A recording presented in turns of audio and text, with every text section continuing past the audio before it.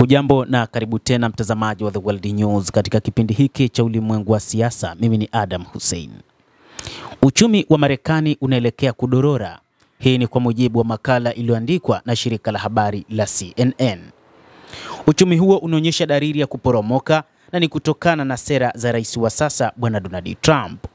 Tovuti ya CNN imeashiria katika makala yake kuhusu kuongezeka idadi ya watu walioachishwa kazi, kupungua mchakato wa kuajiri watu, mfumuko wa bei na kadhalika nchini humo Marekani, na kusisitiza kuwa sera ya ushuru za rais Donald Trump wa Marekani zimezidisha matatizo ya kiuchumi nchini humo. Kuongezeka kwa ushuru wa rais Trump na hasa kutoaminika hatua anazochukua kuhusu suala hilo vimesababisha mkanganyiko kwa wafanyabiashara wa Marekani, lakini pia watumiaji na wawekezaji, jambo ambalo limezua wasiwasi kuhusu mfumuko wa bei wa bidhaa mbalimbali za matumizi. Kadhalika, televisheni ya CNN imeongeza kuwa hatua za Trump za kuwakandamiza watu wa mataifa mengine inatishia viwanda muhimu vikiwemo vya kilimo, ujenzi wa huduma za afya katika upande mwingine, lakini pia kupungua pakubwa idadi ya wafanyakazi wa shirika na misaada ya serikali kunaweza kuathiri na kuwaumiza wa Marekani walio hatarini zaidi, ambao hawana hata kinga ndogo mkabala na mfumuko wa bei unaoisibu nchi hiyo.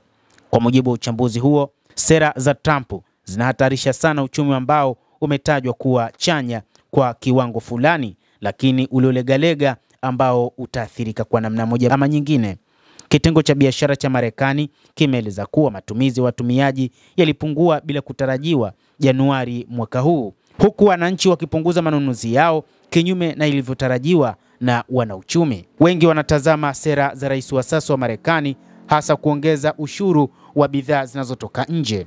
Kadhalika, wengi wanatazama namna wafanyabiashara na wawekezaji kutoka katika baadhi ya mataifa ambayo yameongezewa ushuru wanavyoweza kuondoka katika nchi hiyo, ambapo huenda ikasababisha ongezeko la kutokuwepo kwa ajira nchini humo, lakini pia kukasababisha ukosefu wa mapato ndani ya taifa hilo. Utawala wa Donald Trump kwa namna moja ama nyingine umeonyesha ni jinsi gani utakavyokumbwa na anguko la uchumi, hasa baadhi ya mataifa ya Ulaya yakitafuta njia ya kuweza kujikwamua kiuchumi wakati ambapo yanashirikiana na Uchina.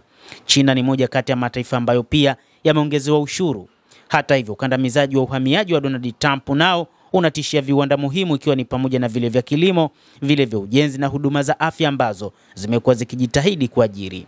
Kupunguzwa kwa kasi kwa wafanyakazi wa shirikisho na msaada wa serikali kunaweza kuumiza wa Marekani ambao hawana kazi. Hasara za kazi za serikali ya shirikisho zinaweza kuwa kubwa kuliko inavyotarajiwa, na wafanyakazi walioachishwa wanaweza kurudisha nyuma matumizi yao na kusababisha ukuaji wa polepole wa uchumi katika tasnia zingine. Kutokuwa na uhakika juu ya mtazamo wa ushuru kunaweza kusababisha biashara kupungua kasi na uajiri pia nao ukapungua, na vizuizi kwa uhamiaji vinaweza kupunguza ugavi wa vibarua unaopatikana ukizingatiwa faida za ajira katika miaka michache iliyopita. Donald Trump ameweka vingi wa vitisho vyake vikali vya ushuru baada ya majadiliano na viongozi wa kibiashara ambao walikanusha ushuru huo kama uharibifu usiokuwa na haki kwa msingi wao na uchumi mpana, lakini zimepangwa kuanza kutumika kwa nguvu kamili mnamo Aprili 2.